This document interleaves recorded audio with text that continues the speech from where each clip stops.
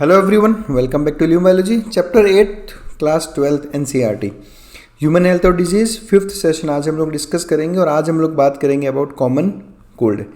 तो जैसा मैंने आपको पिछले वीडियोस में भी कहा था कि जब हम डिजीज़ेस की बात करेंगे तो आप सीक्वेंस में पहले तो वीडियो देखो, बिकॉज इनका ट्रांसमिशन कैसे होता है वो हम एक कॉमन तरीके से सीख रहे हैं। जैसे कॉमन कोल्ड के ट्रांसमिशन की बात करें तो जैसे हमने निमोनिया की स्टडी की थी ना, ठीक है, तो निमोनिया में मैंने आपको सिखाया था कि किस तरह से जो रेस्पिरेटरी ट्रैक्ट के जो इन्फेक्शंस हैं, नोज़ से लेकर लंग्स तक के, वो सारे इन्फेक्शन जो आपके नोज़ से लेकर लंग्स तक इन्फेक्ट करते हैं, उन सब का ट्रांसमिशन का टाइप एक ही तरह का रहेगा। ठीक है, तो जब आप इन वीडियोस को बारी बारी से प्रॉपर तरीके से देखोगे तब आपको चीज़ें अपने आप समझ में आने लगेगी। तो कॉमन कोल्ड का भी ट्रांसमिशन वैसा ही है, क्योंकि ये भी आपके रेस्पिरेटरी ट्रैक्ट पाथवे का ही डिसऑर्डर है। चलिए बात करते हैं हम लोग वायरल डिजीज़ की। पहली जो दो हमने डिजीज़ देखी यानी कि टाइफॉइड और निमोनिया, ये दोनों बैक्टीरियल डिजीज़ थी। आज हम लोग यहाँ पे वायरल डिजीज़ की बात करेंगे। तो हमारे क्लास 11th और क्लास 12th एनसीईआरटी में कौन कौन सी वायरल डिजीज़ के नाम है वो एक बार मैं बता दूँ आपको। सबसे पहले बात करेंगे कॉमन कोल्ड, इसी चैप्टर से लिया है। एड्स इसी चैप्टर में है। फिर इसी चैप्टर में स्मॉल पॉक्स, पोलियो का भी नाम है ना। और हेपेटाइटिस आपका रिप्रोडक्टिव हेल्थ में, सेक्सुअली ट्रांसमिटेड इन्फेक्शंस में हर्पीज और जेनिटल वॉट्स, ये तीनों मैंने उन चैप्टर से लिए नाम। आपको देखना ये तीन नाम, हेपेटाइटिस, हर्पीज और जेनिटल वॉट्स, ये तीन नाम तो हमने रिप्रोडक्टिव हेल्थ से लिए। ये तीनों ही सेक्सुअली ट्रांसमिटेड इन्फेक्शन है। इनफैक्ट एड्स भी सेक्सुअली ट्रांसमिटेड इन्फेक्शन है। एड्स, हेपेटाइटिस, हर्पीज और जेनिटल वॉट्स, ये चारों सेक्सुअली ट्रांसमिटेड इन्फेक्शन है। कॉमन कोल्ड एनसीईआरटी में इसी चैप्टर में, इनफैक्ट आज का अपना वीडियो कॉमन कोल्ड पे है। स्मॉल पॉक्स के बारे में एक चीज़ बहुत अच्छे से ध्यान रखनी है आपको कि ये इंडिया से कम्प्लीटली इरेडिकेट हो चुकी है। मतलब इंडिया से पूरी तरीके से इस बीमारी को ख़त्म किया जा चुका है with the help of vaccines. हमने बहुत मास लेवल पे टीकाकरण किया, वैक्सीनेशन किया, जिसकी वजह से ये डिजीज़ अब इंडिया में एग्जिस्ट नहीं करती, कम्प्लीटली इरेडिकेट हो चुकी है। पोलियो के बारे में भी आपने सुना होगा, वैक्सीन्स जो आती है काफ़ी, और पोलियो भी हम ऑलमोस्ट वर्ज पे है इसको इरेडिकेट करने में। कुछ सालों में पोलियो भी कम्प्लीटली इरेडिकेट हो जाएगी। और तो ये सारी 7 diseases, common cold, AIDS, smallpox, polio, hepatitis, herpes और जेनिटल वॉट्स, सारी की सारी वायरल डिजीज़ के एग्जाम्पल है। चलिए शुरू करते हैं हम लोग कॉमन कोल्ड। करीब हम सब लोग, आप जितने भी ये वीडियो देख चुके हैं, मैं खुद, करीब सब लोग इस बीमारी से एक बार जो है इन्फेक्ट हो चुके हो। कॉमन कोल्ड, इसको कॉमन लैंग्वेज में आप कहते हो ना सर्दी लगना, जिसको आप कहते हो कि एक पर्टिकुलर इंडिविजुअल को ठंड लग गई या सर्दी लग गई, तो दैट इज़ कॉमन कोल्ड, है ना। नाक बहना, नाक ब्लॉक हो जाना, ठीक है, हेडेक रहना, आवाज़ में खराश होना, ये सब हम में से सब लोग करीब इससे सफ़र कर चुके हैं। ठीक है, तो कॉमन कोल्ड बेसिकली एक वायरल डिजीज़ है जो कि राइनोवायरसिस नाम के एक ग्रुप की वजह से होती है। अब यहाँ पे एक ध्यान रखना है कि राइनोवायरस एक सिंगल वायरस का नाम नहीं है, एक ग्रुप है राइनोवायरस का। ठीक है, इसमें जो अलग अलग वायरसेस हैं इनसे जो है ये कॉमन कोल्ड डिजीज़ होती है। बात करें इसके, ये राइनोवायरस का पिक्चर है, अगर बात करें इसकी, तो जैसा मैंने कहा कि हम सब लोग एक ना एक बार इस डिजीज़ से गुजर चुके हैं। इसका मतलब ये सबसे इन्फेक्शियस डिजीज़ की लिस्ट में आती है। It is one of the most infectious human element. ठीक है, तो एलिमेंट मतलब डिजीज़ होता है, तो सबसे ज़्यादा इन्फेक्शियस ह्यूमन डिजीज़ है जो इजीली एक person to another person transmit हो सकती है। तो जैसा हम हर डिजीज़ में पढ़ते हैं साइट ऑफ इन्फेक्शन की, बेसिकली ये वायरस या ये बैक्टीरिया जो भी पैथोजन है वो आपकी बॉडी में किस पर्टिकुलर जगह पर ये इन्फेक्शन करता है। तो अगर कॉमन कोल्ड की बात करूँ तो ये बेसिकली आपके नोज़ या रेस्पिरेटरी पैसेज को इन्फेक्ट करेगा, लेकिन ये बात ध्यान रखना है, ये लंग्स में कभी भी नहीं पहुँचता। ये एक सबसे इम्पॉर्टेंट कंसेप्ट है जो आपको ध्यान रखना है कि लंग्स तक कभी भी ये वायरस जो है इन्फेक्शन कॉज नहीं करता। नोज़ या जो अपर रेस्पिरेटरी ट्रैक्ट है, अपर रेस्पिरेटरी ट्रैक्ट मतलब कि फेरिंग्स मान लो या आप ट्रैकिया तक मान लो, ठीक है, लेकिन उससे ज़्यादा नीचे और लंग्स के अंदर ये डिसऑर्डर जो है नहीं होता। इनफैक्ट ये नीट में क्वेश्चन भी आ रखा है कि क्वेश्चन था कि निमोनिया और कॉमन कोल्ड में सबसे बड़ा डिफरेंस क्या है, निमोनिया वर्सेस कॉमन कोल्ड, सबसे बड़ा डिफरेंस पूछा गया था। तो आंसर यही था कि कॉमन कोल्ड लंग्स को इन्फेक्ट नहीं करता, जबकि निमोनिया लंग्स को इन्फेक्ट करता है। तो ये एक फैक्ट आपको ध्यान रखना है कि कॉमन कोल्ड केवल रेस्पिरेटरी पैसेज या नोज़ का ही इन्फेक्शन रहता है। और यही रीज़न है कि इसके वायरसेस का नाम हमने राइनो वर्ड यूज़ किया। आप ध्यान रखना, ये राइनो वर्ड आज से आप कभी भी सुनोगे, ठीक है, तो राइनो वर्ड बेसिकली नोज के लिए यूज होता है। Anything related to nose is called as a rhino. ठीक है, तो आप समझ लेना कि कहीं ना कहीं नोज की बात यहाँ पर हो रही है। चलिए आगे बढ़ते हैं, हम साइंस एंड सिम्टम्स की बात करते हैं कि क्या क्या लक्षण आते हैं कॉमन कोल्ड के केसेस में। तो देखो सबसे पहले तो नेजल कंजेशन, जिसे आप कहते हो ना बंद नाक बंद हो गया है, आपको सांस लेने में दिक्कत होने लगती है, बंद नाक सबसे पहला सिम्टम है। उसके अलावा रनिंग नोज है ना, बहता नाक जिसको आप बोलते हो, यानी नेजल डिस्चार्ज, यानी आपके नोज से इस तरह से जो है डिस्चार्ज निकलता रहता है।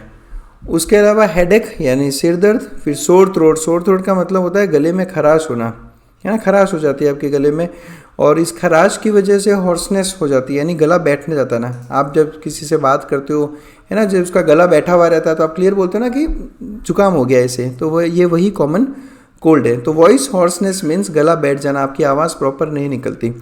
टायर्डनेस यानी कि थकान होना, और कफ यानी कि खांसी। तो ये सारे के सारे साइंस एंड सिम्टम्स है कॉमन कोल्ड के। नेजल कंजेशन बंद नाक, नेजल डिस्चार्ज बहता नाक, सोर थ्रोट गले में खराश, हॉर्सनेस गला बैठना, हेडेक, टायर्डनेस और कफ, ये सारे कॉमन कोल्ड के साइंस एंड सिम्टम्स हैं। लेकिन अब ये जो डिजीज़ है इसके ये सिम्टम्स 3 से 7 दिन तक ही रहते हैं। ठीक है, उसके बाद ये सिम्टम्स अपने आप डिसअपियर हो जाते हैं। तो इसकी आपको एज सच कोई मेडिसिन नहीं लेनी होती, इट इज़ नॉट रिक्वायर्ड। अपने आप 3 से 7 दिन में ये डिजीज़ जो है वो ठीक हो जाती है, आपके सिम्टम्स डिसअपियर हो जाते हैं। लेकिन हम सबसे बड़ी गलती क्या करते हैं, मैक्सिमम लोग जिनको कॉमन कोल्ड होता है, कॉमन कोल्ड होते ही थोड़ा सा गले में खराश होते ही वो क्या करते हैं, एंटीबायोटिक्स लेना शुरू कर देते हैं। और बहुत से लोग जनरली एंटीबायोटिक्स पे आ जाते हैं, जो कि एक गलत तरीका है। डॉक्टर्स को कंसल्ट करते नहीं और सीधा वो एंटीबायोटिक्स ले लेते हैं। अब देखो एंटीबायोटिक्स, आप इस बात को समझें कि एंटीबायोटिक्स ये जो मेडिसिन होती है दे आर अगेंस्ट बैक्टीरिया। ये हमेशा ध्यान रखना, जब भी आप कहोगे वर्ड यूज़ करोगे एंटीबायोटिक्स, तो एंटीबायोटिक्स बैक्टीरिया के अगेंस्ट होती है, और कॉमन कोल्ड बैक्टीरियल डिजीज़ है ही नहीं। तो कॉमन कोल्ड में जितने भी लोग एंटीबायोटिक्स ले रहे हैं वो एक तरह से जो है अपने मतलब यूज़लेस है, वो मेडिसिन यहाँ पर कोई काम नहीं करेगी इस इन्फेक्शन को ख़त्म करने में। अब बात करते हैं ट्रांसमिशन की। तो हमने पिछले वीडियो में ही देख लिया था कि जो रेस्पिरेटरी पाथवे के इन्फेक्शंस हैं जैसे कि निमोनिया, वो सारी डिजीज़, निमोनिया और उसके जैसी सारी डिजीज़ जो आपके रेस्पिरेटरी पाथवे को इन्फेक्ट करती है, उनका स्प्रेड होने का और ट्रांसमिशन होने का सबसे मेन कारण है एरोसोल्स या ड्रॉपलेट्स, जो हमने पिछले वीडियो में भी देखा था कि इसको आप कहते हो ड्रॉपलेट इन्फेक्शन या एरोसोल इन्फेक्शन। आप जब छींकते हो, खांसते हो, तब आपके जो स्नीजिंग और खांसने की वजह से जो एयर में इस तरह के छोटे छोटे एरोसोल्स निकलते हैं, सारे इन्फेक्टेड रहते हैं वायरस से। और अगर सामने कोई बंदा खड़ा है और ये इनको इनहेल कर ले तो ये डायरेक्ट ट्रांसमिशन हो जाएगा from one individual to the other. ये तो हो गया डायरेक्ट ट्रांसमिशन। एक होता है इनडायरेक्ट ट्रांसमिशन। इनडायरेक्ट ट्रांसमिशन में कैसे है कि जैसे ये इंडिविजुअल कैरियर है, इसको है ना, कॉमन कोल्ड है इसको, और अब क्या हुआ, इसने जोर से छींका या खांसा और हाथ रखा नाक पे, तो वो जो एरोजोल्स हैं, जो ड्रॉपलेट्स हैं, वो उसके हाथ पे आ गई। अब वो अपने हाथ से जिन जिन चीज़ों को टच करेगा उन सब के ऊपर ये वायरस आ जाएगा। और कोई और इंडिविजुअल जब इसी सेम ऑब्जेक्ट को टच करेगा तो उसके हाथ पे भी एरोजोल्स आ जाएंगे, और जब ये अपने हाथ को गलती से नाक में या मुंह में लगा लेता है तो ये इन्फेक्शन उसको भी वहाँ पर हो जाएगा। तो इस तरह से एरोजोल इन्फेक्शंस या ड्रॉपलेट इन्फेक्शंस जो है स्प्रेड होते हैं। निमोनिया हो गया, कॉमन कोल्ड हो गया, और ये बेसिकली आप लोगों ने ज़रूर सुना होगा कहाँ पर, जब आप कोविड की बात करते हो, है ना। आपको कोविड, आप सब ने सफ़र किया है कोविड के उस पेंडेमिक से, उस टाइम में। तो जैसे आप हर बार अखबार में एक ही एक चीज़ छपती रहती थी कि इस तरह से कोविड फैलता है, तो कोविड से बचें। तो यही वो सारे तरीके हैं, क्योंकि कोविड भी क्या है, कोविड भी आपका जो है रेस्पिरेटरी पाथवे का ही डिजीज़ है, तो सेम ट्रांसमिशन इनका रहता है। तो आपको ट्रांसमिशन अगर याद करने हो तो बस आप तो ये ध्यान रखो कि इन्फेक्शन आपकी बॉडी में कहाँ पर है, उसके हिसाब से आप ट्रांसमिशन याद कर सकते हो।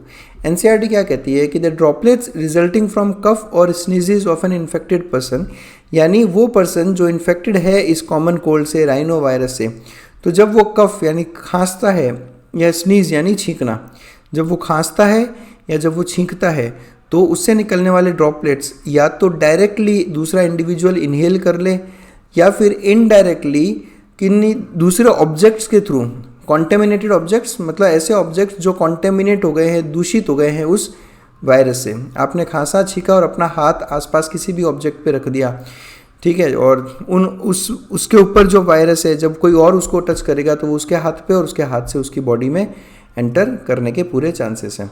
जैसे कि पेन हो गया, books, cup, door knobs, computer keyboard और mouse etcetera, and can cause infection in a healthy person. तो आप सोचें, यही रीज़न है कि वाई कॉमन कोल्ड इतना इजीली स्प्रेड होता है, कि why common cold is such a common disorder.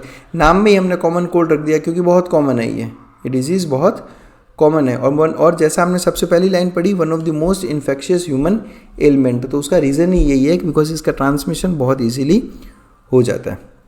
अब बात करें प्रिवेंशन की, तो जब आपको ट्रांसमिशन पता है कि कैसे फैलता है तो आप प्रिवेंशन भी कर ही सकते हो। तो जैसा हमने पिछले वीडियोस में भी देखा था कि जो इन्फेक्टेड पर्सन्स हैं उनके साथ डायरेक्ट क्लोज कॉन्टैक्ट्स या उनकी बिलोंगिंग्स के साथ जो है हमें क्लोज कॉन्टैक्ट्स अवॉइड करना चाहिए। जब भी आप एक दूसरे को मिलें तो हाथ मिलाने से बचना चाहिए, ठीक है, आप नमस्ते करें और हाथ धोते रहें, ठीक है, वॉश हैंड्स रेगुलरली। ये बहुत पर्सनल हाइजीन, केवल निमोनिया नहीं या केवल कॉमन कोल्ड नहीं, पर्सनल हाइजीन करीब करीब हर बीमारी से आपको बचाती है, तो ये आपको ध्यान रखना है। तो ये था everything about common cold. I hope आपको सब समझ में आया होगा। फिर भी अगर आपको किसी तरह के डाउट हो तो आप मुझे व्हाट्सएप, मेल आईडी और इंस्टाग्राम हैंडल पे मुझसे बात कर सकते हो। और अगर आपको लगता है कि वीडियो जो बहुत हेल्पफुल है आप लोगों की पढ़ाई में, तो हमारे चैनल को ज्वाइन करें। हर वीडियो के नीचे आपको एक ज्वाइन बटन मिलेगा। ज्वाइन करने से आप हमारे मेंबर बन जाएंगे और जितने भी मेंबर ओनली वीडियोस, बहुत सारे वीडियोस ऐसे हैं जिस पे आपको मेंबर ओनली लिखा हुआ मिलेगा, ओपन नहीं होगा, वो तभी ओपन होते जब आप चैनल को ज्वाइन करते हो। तो बस that's it. Thanks a lot for watching us.